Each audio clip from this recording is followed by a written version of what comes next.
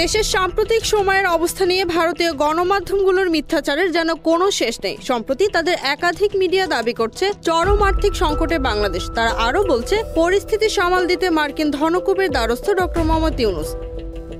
বাস্তবে ভারতীয় মিডিয়ার এসব প্রোপাগান্ডা মূলত বিগত ফ্যাসিস্ট সরকারের সীমাহীন দুর্নীতি আর লুটপাট ঢাকার অপচেষ্টা মাত্র। কারণ বিগত 16 বছর হাসিনার লুটপাট আর অর্থ পাচারে দেশের অর্থনীতি তলানিতে থেকেছে। এ অবস্থায় একটি ভঙ্গুর অর্থনীতি নিয়ে দেশ চালানোর দায়িত্ব নেন প্রফেসর ডক্টর মোহাম্মদ ইউনূসের নেতৃত্বাধীন অন্তর্বর্তী সরকার।